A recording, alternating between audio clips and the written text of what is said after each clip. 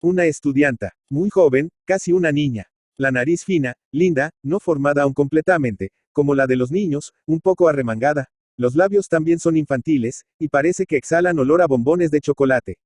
Los cabellos son tan abundantes y sedosos, cubren su cabeza de una manera tan graciosa, que al mirarlos se piensa sin querer en mil cosas amables.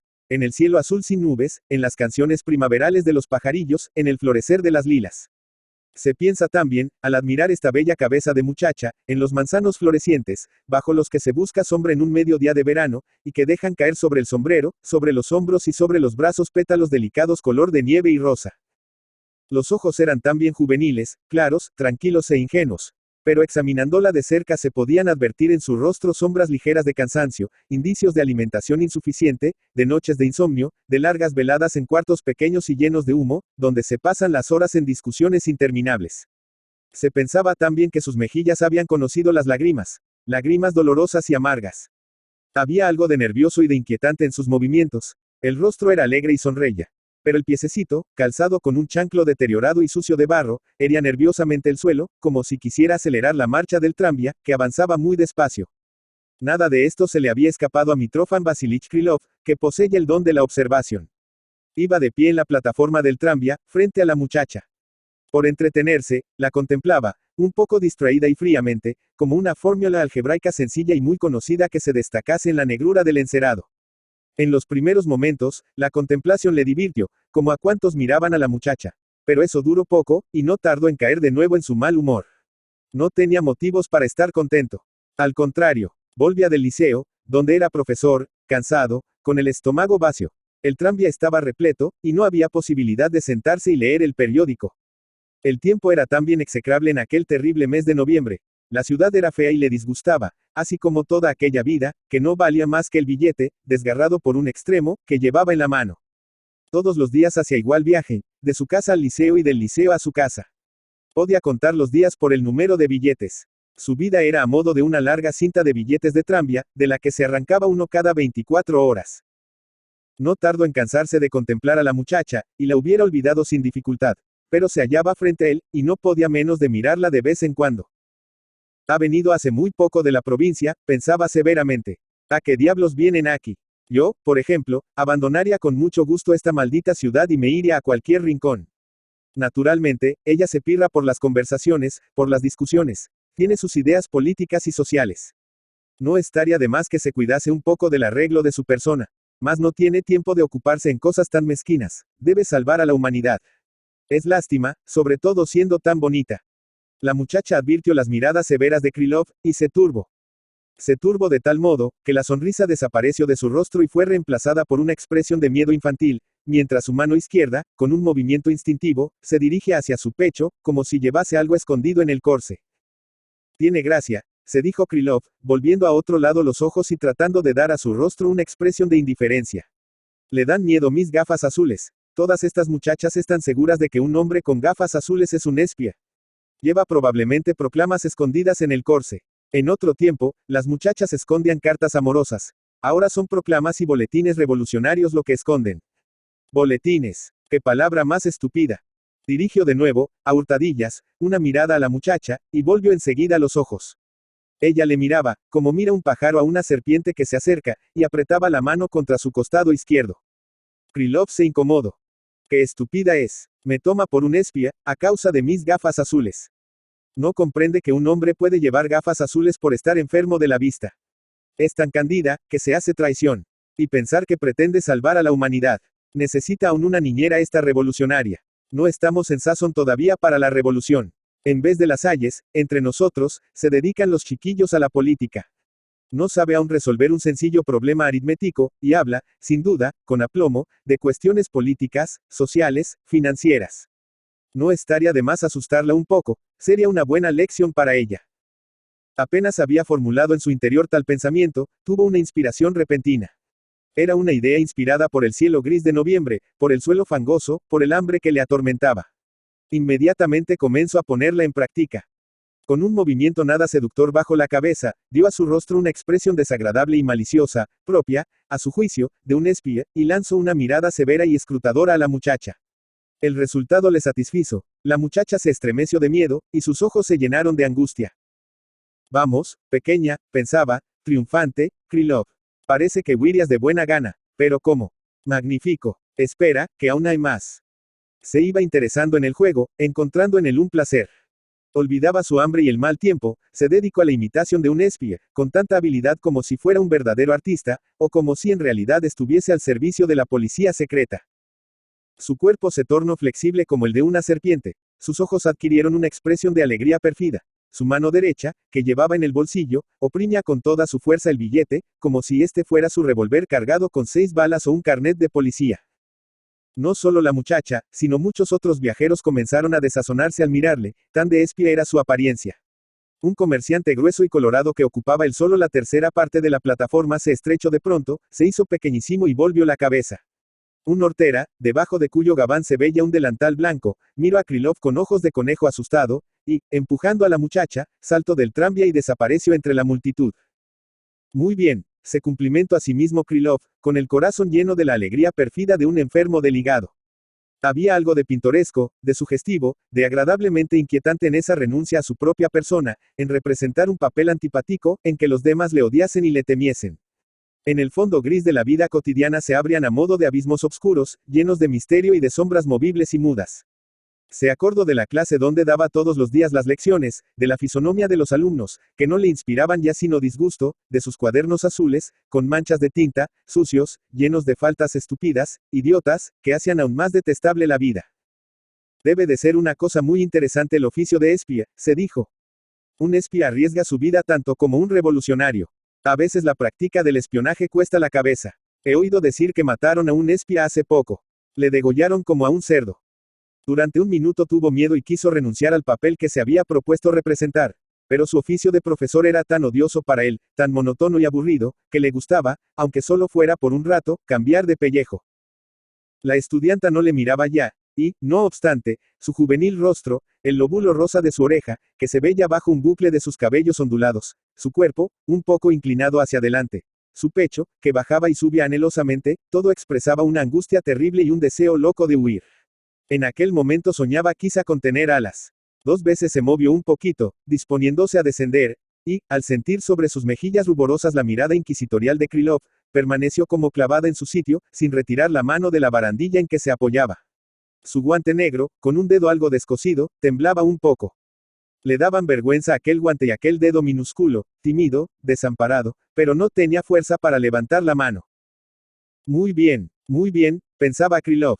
Estoy muy contento. De buena gana Wirias. Pero no, pequeña. Será una buena lección para ti. Esto te enseñará a ser más prudente. La vida no es lo que tú te creyas. Se imaginó la vida de aquella muchacha. Era tan interesante como la de un espía. Pero había en ella algo que no conocían los espías. Una arrogancia, una mezcla armónica de lucha, de misterio, de horror y de alegría.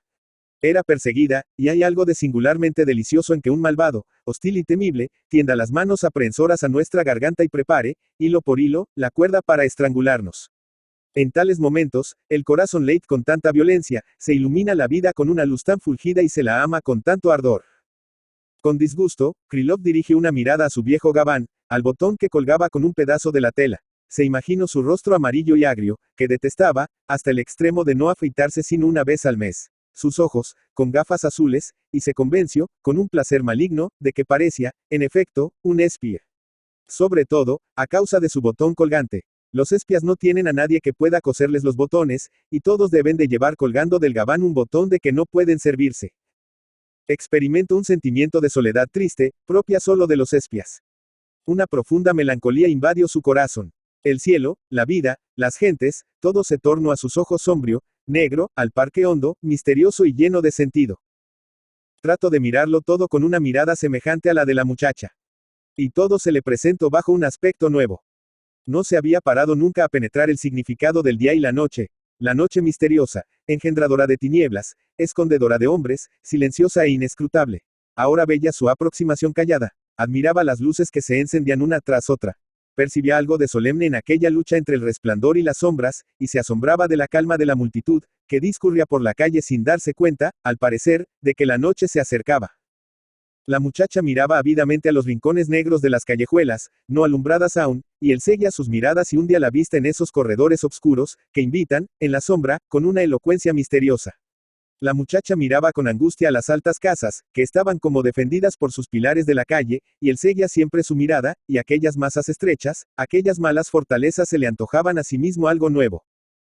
En una de las paradas, al final de un trayecto del tranvía, Krylov debía descender. Pero la muchacha no lo hizo, y él le dijo en voz alta al conductor: «Deme usted un billete hasta la parada próxima». Le satisfizo mucho encontrar en su bolsillo una monedita de 5 kopecks para pagar el billete. Se figuraba que los espías solo llevaban monedas de cobre o billetes de banco sucios, viejos, casi rotos. No se puede pagar a los espías en buen dinero. De lo contrario, serían gentes como las demás. El cobrador, silencioso, parecía también comprenderlo. Al menos tomó la moneda con un desagrado tan visible, que Krylov se indignó. Asestó contra el cobrador sus gafas, a modo de cañones, y se dijo, al recibir el billete: «Me desprecias, canalla, lo que no te impide robar a la compañía. Os conozco a todos». Y empezó a imaginar cómo vigilaría al cobrador, le cogería en flagrante delito y, cuando menos lo esperase, le denunciaría a la administración. Luego se dedicaría a vigilar a los demás cobradores, y los denunciaría a su vez. La muchacha seguía allí siempre. No había que perderla de vista. Escogiendo un momento favorable, apartó de la barandilla la mano del guante descosido, lo que le dio ánimos, y descendió presurosa del tranvía, en la esquina de una ancha calle, donde se cruzaban los rieles. Otros viajeros estaban también a punto de descender. Lo sabía, al contrario, que subían. Una mujer delgada, que llevaba un gran envoltorio, impidió a Krylov la salida. «Permítame usted», le dijo él, tratando de abrirse paso. Pero el sitio que dejaba libre el envoltorio era demasiado estrecho, y no podía pasar. Por el otro lado impedían el paso el conductor y el comerciante grueso y rojo. Este último fingía no darse cuenta de que Krylov quería descender. «Pero déjeme usted pasar», exclamó Krylov con cólera. «Conductor, oye usted, reclamaré». «Señor, haga el favor de dejar paso», dijo el conductor, dirigiéndose al comerciante. El cual miró a Krylov y se apartó un poco, tan poco, que el otro apenas pudo pasar, y hasta hubiera jurado que el comerciante le oprimía exprofeso con su voluminoso cuerpo. Sofocado, Krylov saltó, por fin, a tierra y empezó a correr, a la aventura en persecución de la muchacha. La alcanzó en una estrechísima callejuela. Marchaba deprisa, dirigiendo miradas atrás. Al divisar a alguna distancia a Krylov, casi echó a correr, no disimulando ya el temor. Krylov apresuró también el paso. En aquella callejuela obscura y desconocida, donde solo se hallaban él y la muchacha, experimentó un malestar muy parecido al miedo. «Hay que acabar», se dijo. Sin embargo, siguió corriendo, casi ahogándose de fatiga. La muchacha se detuvo a la puerta de una gran casa, con muchos pisos. Cuando se dispone a abrir, Krylov se acercó a ella y, sonriendo amistosamente, la miró a los ojos. Con la sonrisa quería decirle que la broma se había terminado y que ya no tenía nada que temer. Pero la muchacha, al entrar, le lanzó en pleno rostro, sofocada de cólera: «Canalla». Y desapareció. Un instante después divisó Krylov su silueta a través de los cristales. Con su sonrisa amistosa en los labios, asió el picaporte y trató de abrir. Pero al ver al portero junto a la escalera, retrocedió con lentitud. A algunos pasos de distancia, se detuvo y se encogió de hombros. Despojándose de las gafas, empezó a reflexionar. Era estúpido todo aquello. La chicuela ni siquiera le había dejado abrir la boca para explicarse, y le había lanzado en pleno rostro el despectivo insulto. Debía, no obstante, comprender que solo se trataba de una broma. ¡Qué diablo de muchacha! Como si verdaderamente le interesase con sus proclamas. Eso no era de su incumbencia. Que hicieran las locas chicuelas lo que les pareciese. Le tenía completamente sin cuidado. Se figuró que en aquel momento la muchacha refería a compañeros suyos de ambos sexos que un espía le había perseguido. Como es natural, se indignarían, murmurarían, cerrarían los puños. ¡Qué idiotas! Yo también he hecho mis estudios en la universidad, y no soy inferior a vosotros, imbéciles, dijo casi en voz alta. Tuvo calor, y se desabrochó el gabán. Pero temiendo coger frío, se lo abrochó de nuevo.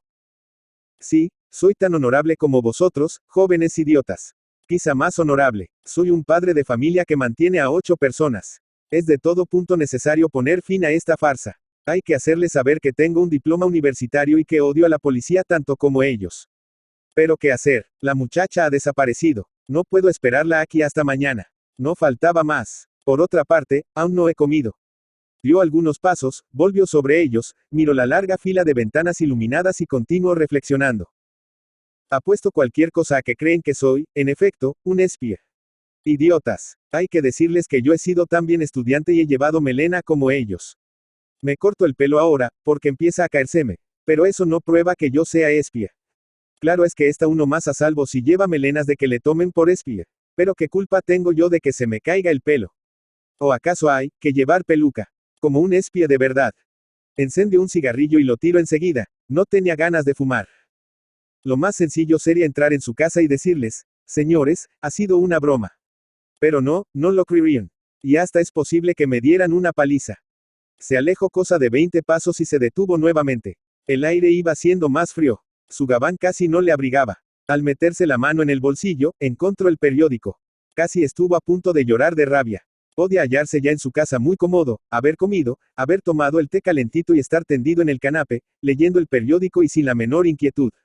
Al otro día, sábado, se jugaba a las cartas en casa del inspector. Y en lugar de estar en su casa, tiritaba de frío allí, en aquella maldita callejuela, ante aquella maldita casa, albergue de estudiantes melenudos. ¿Qué había ido a hacer en tal sitio? De repente, se abrió la puerta de la casa y se volvió a cerrar con violencia, después de dar paso a 2 estudiantes. Ambos, con paso rápido y resuelta actitud, se dirigieron hacia él. Lleno de terror, huyó precipitadamente. Corrió a través de la niebla enloquecido, jadeante, atropellando a los transeúntes, tropezando con los faroles, los caballos, los coches. Se detuvo en una ancha avenida, que le costó mucho trabajo reconocer. Todo se hallaba alrededor desierto y silencioso. Caía una menuda lluvia, no se veía ya a los estudiantes. Encendió con mano trémula un cigarrillo, y apenas se lo hubo fumado, encendió otro. Vaya una aventura, se dijo. Será un milagro que no me resfrí. ¿Acaso la tuberculosis en perspectiva? Por fortuna, no me han dado alcance los estudiantes, aunque corrían de lo lindo. Uno no cesaba de gritar, alto, era terrible. 3 estudiantes aparecieron a alguna distancia. Krylov los miró con ojos espantados y se alejó a toda prisa. En cuanto llegó, en su carrera, a cierta callejuela angosta y tortuosa, se detuvo. Iba a huir de todos los estudiantes de la ciudad. Además, sus perseguidores solo eran 2. Volvió sobre sus pasos y no tardó en encontrarse de nuevo en la avenida. Se sentó en un banco y comenzó a considerar, con sangre fría, la situación. Sobre todo, calma, se dijo. No hay motivos para alarmarse. Que se vaya al diablo la muchacha. Tanto peor para ella si me toma por un espía. ¿Qué me importa a mí? No me conoce, ni los estudiantes tampoco. Ni siquiera han podido verme la cara, pues me he levantado el cuello del gabán. Se reía ya un poco, regocijado por tal pensamiento, cuando, de súbito, una idea terrible puso fin a su regocijo. Pero ¿y ella? Ella me ha visto. Durante una hora entera ha podido estudiar mi rostro, y si me encuentra en alguna parte. Se imaginó toda una serie de posibilidades terribles. Como hombre ilustrado, asiste a la universidad siempre que se daban en ella conferencias interesantes, a los teatros, a los museos. Y en todas partes se expone a toparse con la muchacha, a quien, seguramente, saldría a acompañar toda una banda de estudiantes de ambos sexos, pues aquellas muchachas rara vez iban solas, y si le veía. Krylov se estremeció de pies a cabeza. Si le veía, se lo señalaría inmediatamente a toda su banda con el dedo, diciendo en alta voz, miradlo, es un espía. Tendré que dejar de llevar gafas y cortarme la barba, pensó Krylov. Si pierdo la vista, ¿qué le vamos a hacer? Además, el médico quizás se engañe y puede que yo no necesite gafas. En cuanto a la barba, verdaderamente no me cambiara mucho el quitármela. Más que una barba, es una perilla insignificante. Ni siquiera se notara que me la he quitado. Hasta mi barba crece menos que la de los demás, pensó con disgusto. Pero todo esto son tonterías. Aunque me reconozca, no hay por qué apurarse. Sería necesario probar que soy espía, probarlo serena, lógicamente, como se hace con los teoremas. Se imaginó una reunión de jóvenes de largos cabellos, ante la que él demostraba, con voz firme y tranquila, su inocencia. Todo era claro, convincente. Las frases se seguían en un orden perfecto, como fórmulas matemáticas unidas por signos de igualdad. De esta suerte, señores, podrán ustedes advertir. Con una dignidad severa se pone bien las gafas y sonríe despectivamente. Después reanuda sus pruebas y se percata, con horror, de que la lógica y las fórmulas exactas están muy a menudo en contradicción con la vida, de que en la vida hay poca lógica y de que él no encuentra manera de demostrar que no es espía. Si alguien, la muchacha, por ejemplo, le acusara de serlo, no habría en su vida nada preciso, claro y convincente que oponer a la acusación. El terror invadió su alma. ¿Dónde estaban sus convicciones, su profesión de fe? Su espíritu hallábase vacío, y no veía nada seguro sobre qué poder apoyarse para no caer en el fondo de aquel abismo negro, espantoso. Mis convicciones, balbuceó, imaginándose que se encontraba ante los jueces. Todo el mundo conoce mis convicciones. Estoy convencido de que. Busca en los repliegues de su memoria algo claro, preciso, fuerte, y no encuentra nada. Es posible que no tenga ni una convicción seria. Estoy convencido, Ivanov, de que usted no ha estudiado su lección de aritmética. No, no es eso.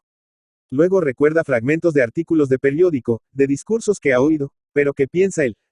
¿Cuáles son sus convicciones? No las tiene. Hablaba y pensaba como hablaban y pensaban los demás, y encontrar sus propias ideas, sus propias palabras, era tan imposible como encontrar en un montón de trigo un grano determinado.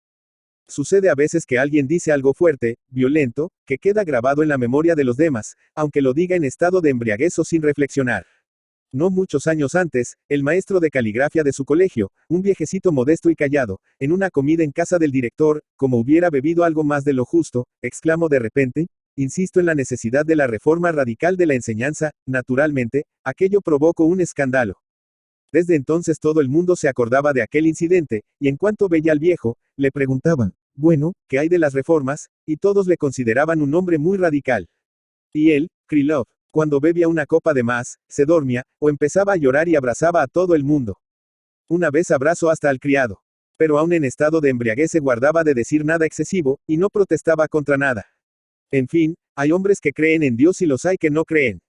Y él. Veamos, ¿existe Dios? ¿Sí o no? No lo sé, no sé nada. Y yo, ¿existo yo? Krylov siente un escalofrío, ni siquiera tiene una idea clara de si existe o no existe. Alguien está sentado en un banco del bulevar y fuma, pero es él, en efecto. Los árboles, la menuda lluvia que cae, los faroles encendidos, todo es incomprensible, desprovisto de sentido, misterioso. Se levantó bruscamente y se fue. Tonterías. Son los nervios. Además, no se trata de convicciones, sino de actos. Sí, de actos. Eso es lo esencial. Y tampoco recuerdo actos suyos. Era un empleado, un padre de familia. Pero ¿dónde estaban sus actos? ¿Qué había hecho? Busco en los repliegues de su memoria, recorrió mentalmente los años pasados, como se recorre con los dedos el teclado de un piano, y los halló vacíos, desprovistos de sentido. Vamos, señorita, balbuceó con la cabeza baja y gesticulando. Es idiota creer que soy un espía. Yo espía, qué insensatez. Voy a demostrárselo a usted. Mire usted, yo soy. Después, el vacío, la nada. ¿Qué podía decir en su favor? En su mundo se le consideraba un hombre inteligente, bueno, justo, y probablemente había motivos para ello. No hacía mucho tiempo le había comprado un corte de traje a su suegra, y su mujer le había dicho: eres demasiado bueno, pero aquello probaba algo. Los espías también podían ser obsequiosos con sus suegras. Sin darse cuenta, Krylov, automáticamente, volvió a la casa donde había entrado la estudianta, y ni aún lo advirtió. Solo sabía que era tarde, que estaba rendido y que tenía ganas de llorar, como un colegial castigado. Luego alzó los ojos, miró la casa y la reconoció. Sí, es la maldita casa. Qué aspecto más desagradable. Se alejó con paso rápido, como de una bomba de dinamita, y poco después se detuvo y comenzó de nuevo a reflexionar. Lo mejor sería escribirle a esa muchacha. Naturalmente, sin firmar. En esta forma, por ejemplo: señorita, un hombre a quien ha tomado usted por un espía, y seguir así, punto por punto. Sería tonta si no me creyese. Volvió sobre sus pasos, llegó a la casa y, tras una corta vacilación, abrió con trabajo la puerta. Entró, con gesto decidido y severo. En el umbral de su habitáculo apareció el portero, sonriendo cortésmente. Escuche usted, amigo mío. Una joven estudianta acaba de entrar. ¿En qué piso vive? Porque le interesa a usted. Krylov le miró de un modo significativo a través de sus gafas, y el portero comprendió enseguida. Hizo con la cabeza un signo que daba a entender que adivinaba lo que llevaba allí a Krylov y le tendió la mano. Qué confianzudo, se dijo Krylov, pero estrechó con fuerza la mano dura e inflexible como una plancha. Entremos en mi casa, invitó el portero. ¿Para qué? Yo solo quería. Al ver que el portero entraba ya en su habitación, Krylov, apretando los dientes de rabia, le siguió dócilmente. También me ha tomado por un espía este canalla. El habitáculo era reducidísimo. Solo había en él una silla, en la que se sentó el portero, sin ceremonia. ¡Qué indecente! Ni siquiera me invita a sentarme, pensó Krylov. El portero le examinó, con mucha calma, de pies a cabeza, con una mirada indiferente e insolente a la vez, y, tras un corto silencio, dijo: anteayer vino también uno de ustedes. Uno rubio, con grandes bigotes. ¿Le conoce usted? No he de conocerle, rubísimo. Hay muchos como usted, que recorren las calles. Escuche, protestó Krylov, todo eso me tiene sin cuidado. Solo vengo. El portero no hizo caso de sus palabras y continuó. ¿Cuánto cobra usted al mes? El rubio me dijo que 50 rublos. No es mucho. 200, dijo Krylov, observando con una alegría maligna que el rostro del portero expresaba casi el entusiasmo. Oh, 200. Eso es otra cosa. ¿Quiere usted un cigarrillo? Krylov aceptó con reconocimiento el cigarrillo que le tendía el portero, y echó de menos su pitillera japonesa, su gabinete de trabajo, los cuadernos azules de los colegiales que él debía corregir y que le parecían ahora tan gratos al alma. Encendió el cigarrillo y casi sintió náuseas. El tabaco era desagradable, mal oliente. Un verdadero tabaco de espía, se dijo Krylov. ¿Les pegan a ustedes con frecuencia?, preguntó el portero. Pero escuche. El rubio asegura que nunca le han pegado, y yo no lo creo. Es imposible que no les peguen a ustedes. Como no les rompen ningún hueso, no tiene importancia. Por 200 rublos al mes, bien puede uno resignarse a eso. ¿Verdad? El portero le miraba sonriendo amistosamente. Yo quería, comenzó Krylov, pero el otro le interrumpió de nuevo. Naturalmente, no hay que tener pelo de tonto en su oficio de ustedes, y, además, es preciso que en la fisonomía no haya nada de extraordinario que llame la atención. He visto a un colega de usted en extremo desfigurado, con un ojo de menos. Vamos, vamos, exclamó Krylov. No tengo tiempo que perder. No me ha respondido usted aún. Abandonando, con un disgusto manifiesto, aquel interesante tema, el portero preguntó cómo era la muchacha a quien se refería. Cuando el otro le hubo hecho una descripción de su exterior, dijo. Ya caigo. Es la señorita Ivanov, viene a ver a sus amigos del tercero derecho. No deben tirarse las colillas al suelo, no las barreras tú después. Cuando Krylov sale allá, oyó al portero despedirle con estas palabras. Atajo de gandules. Canalla, contestó mentalmente Krylov, acelerando el paso y buscando con la vista un coche. Enseguida, a casa. De pronto recordó que tenía su diario, y que en tal diario había escrito en cierta ocasión, hacía mucho tiempo, cuando era un estudiante, algo muy radical, atrevido y bello. Con todo lujo de detalles acudió a su imaginación aquella velada inolvidable, y pensó en su cuartito, en el tabaco esparcido sobre la mesa, en el orgullo y el entusiasmo con que escribió aquellas líneas firmes y enérgicas. No tenía más que arrancar las páginas y enviárselas a la muchacha. Ella las leería, y lo comprendería todo, pues, al fin, era una señorita inteligente y de corazón noble. Al cabo había dado con la solución. A casa enseguida. Además, tenía un hambre horrible. Le abrió la puerta a su mujer. ¿Dónde has estado?, le preguntó llena de angustia. ¿Qué te pasa? Quitándose precipitadamente el gabán, el profesor dijo con cólera. Es un fastidio, la casa está llena de gente, y no hay nadie que me cosa el botón del abrigo. Y se dirigió a su gabinete. Pero ven a comer, le dijo su mujer. Déjame tranquilo, no me sigas. Una vez solo, se puso a registrar con mano febril su biblioteca. Había en ella numerosos libros y papeles, pero el diario no parecía. Como tropezase con un paquete de cuadernos de sus discípulos, lo rechazó indignado. Sentado en el suelo, buscaba nerviosamente en el cajón inferior del armario, lanzando suspiros de desesperación. Por fin, allí estaba su diario, un cuaderno azul, de escritura vacilante, ingenua. Algunas flores secas dentro, un ligero perfume. Dios mío, qué joven era entonces. Se sentó junto a la mesa y empezó a hojear el diario, sin encontrar lo que buscaba. Observó que algunas páginas estaban arrancadas. De pronto, se acordó. Hacia 5 años, con motivo de un registro practicado por la policía en casa de un colega suyo, se había asustado tanto que había arrancado de su diario las páginas comprometedoras y las había quemado. Asunto concluido, no había ya para qué buscar. La cabeza baja, el rostro oculto entre las manos, permaneció inmóvil largo rato ante su diario devastado. La habitación estaba mal alumbrada por una bujía, no había tenido tiempo de encender la lámpara, y llena de sombras negras, inquietantes. En las habitaciones próximas jugaban los niños, gritando y riendo. Se oye el ruido de los platos en el comedor, donde hablaban, iban y venían. Pero allí, en su gabinete, todo estaba en silencio como en un cementerio. Si un pintor hubiera visto aquel aposento oscuro y triste, con el montón de libros y de cuadernos por el suelo, con aquel hombre inclinado sobre la mesa, dolorosamente cabizbajo, hubiese pintado un cuadro titulado, A punto de suicidarse. Las páginas ardieron, pensó con dolor Krylov, pero puedo acordarme de su contenido. Lo escrito en ellas existe, solo necesito recordarlo. Y lo intento, sin encontrar en su memoria sino detalles insignificantes, la forma de las páginas arrancadas, la escritura, hasta los puntos y las comas. Lo esencial, lo principal, se había perdido para siempre y no resucitaría ya. Había vivido, y a la sazón ya no existía, como vive y muere todo sobre la tierra. Las bellas palabras habían desaparecido en el desierto vacío, infinito, y nadie las conocía, nadie las recordaba, en ningún corazón habían dejado huella alguna. Era inútil llorar, implorar, suplicar de rodillas, amenazar, enfurecerse, con ello nada lograría. El vacío infinito permanecería mudo, impasible, pues no devuelve nunca nada de lo que devora. Nunca, ni lágrimas ni súplicas, han podido tornar a la vida lo que ha muerto. No hay perdón, no hay remedio, tal es la ley cruel de la vida. Sí, aquello había muerto. Él mismo había sido su asesino. Con sus propias manos había quemado las mejores flores que se habían abierto, en una noche santa, en su alma mísera y estéril. Pobres flores perdidas, no tenían quizá la fuerza de una idea creadora, pero eran, con todo, lo más exquisito de su alma. Entonces no existían ya, y no se abrirían ya nunca. No hay perdón, no hay remedio, tal es la ley cruel de la vida. No podía continuar solo. Macha, gritó a su mujer. Acudió inmediatamente. Su faz era redonda y bondadosa. Su cabello, descuidado, tenía un color impreciso. Llevaba en la mano un traje de niño, que ella confeccionaba. Bueno, vas a comer. Voy a decir que calienten la comida, todo está frío.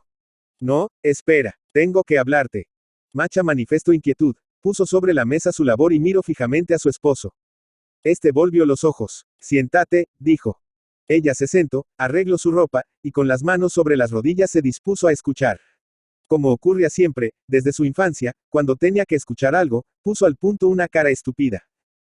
Te escucho. Pero el profesor no decía palabra, y miraba con extrañeza el rostro de su mujer.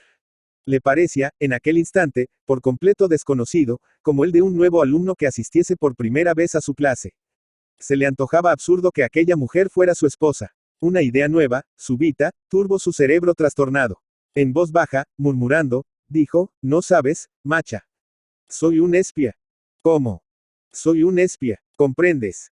Ella se quedó inerte en su asiento, y, con un gesto desesperado, exclamó. Ya me lo sospechaba, lo había adivinado hace tiempo. Dios mío, qué desgraciada soy. Krylov se levantó de un salto, se acercó a ella y se puso a agitar furiosamente el puño cerrado ante su rostro, conteniendo a malas penas su deseo de golpearla. ¡Qué bestia eres! ¡Qué idiota!, exclamó con voz tan furiosa que un silencio de muerte reinó enseguida en las habitaciones próximas. ¿Lo crees, pues? Lo creías hace mucho tiempo. Es posible, después de 12 años que vivimos juntos.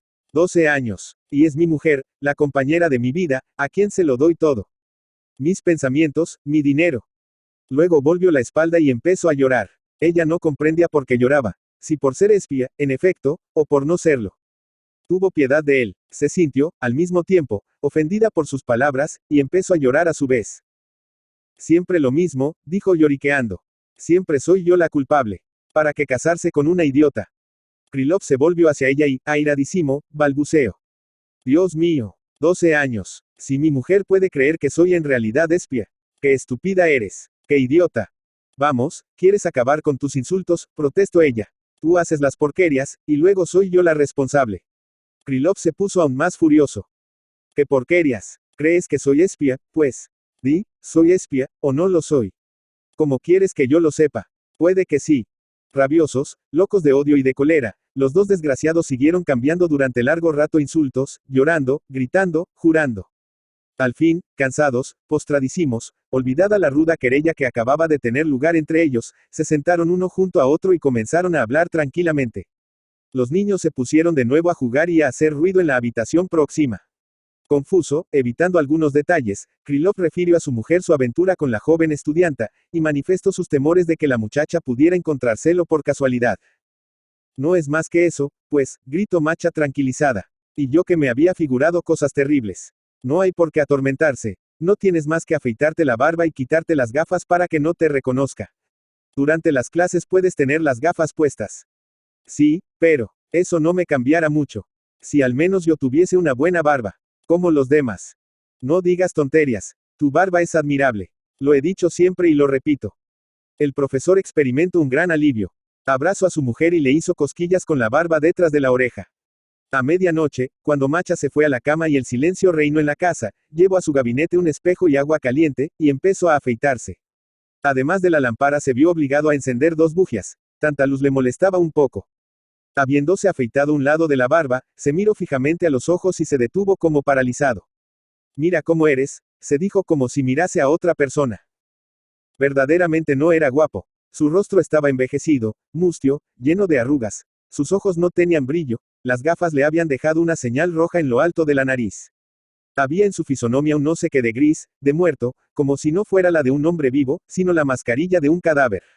No parecía ni un espía ni uno de los que los espías se dedican a perseguir. Mira cómo eres, balbuceó Krylov. Porque tenía aquella cara estúpida. ¿Quién se había atrevido a dársela? Una gruesa lágrima cayó de sus ojos. Apretando los dientes, se afeitó la otra mitad de la barba, y, tras una corta vacilación, se afeitó también el bigote. Miróse de nuevo al espejo. Al día siguiente todos se reirían al verle así. Y, sin embargo, en otro tiempo era muy otra aquella cara. Con gesto decisivo, asió fuertemente la navaja, echó atrás la cabeza y, con suavidad, se pasó 2 veces por la garganta el contrafilo de la hoja. No hubiera estado mal degollarse, pero no pudo. Cobarde, canalla, dijo en alta voz y tono indiferente. Su rostro en el espejo, aunque movió los labios, permaneció gris, muerto. Podía ser golpeado, escupido, permanecería siempre igual, guiñaría los ojos con mayor ligereza, y nada más. Al día siguiente, todos se reirían de aquella cara, los colegas, los discípulos, los porteros. Su mujer se reiría también. Hubiera querido encolerizarse, llorar, romper el espejo, hacer algo violento. Pero su alma estaba vacía, sin vida. Solo deseaba una cosa, dormir. Como he respirado demasiado tiempo el aire frío, se dijo, bostezando. El otro, en el espejo, también bostezo.